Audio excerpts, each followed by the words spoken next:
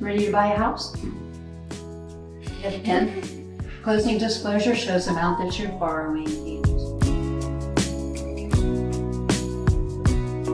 Well, congratulations and enjoy your beautiful new home.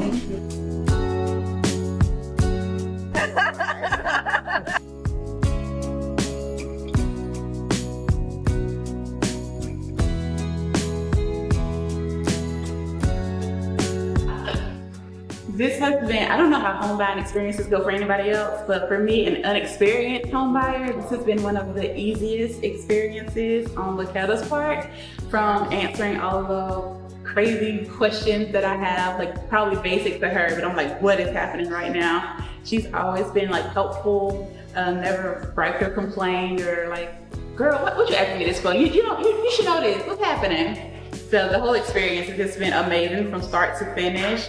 I have zero complaints about it. Everything has been spectacular from my part. So I appreciate working with Letta and the time she's spent and all the missions I've had her out looking at this house and that house. And even though she lives an hour plus away, she still made time to go out and check out houses for me when I couldn't. So I'm grateful for that.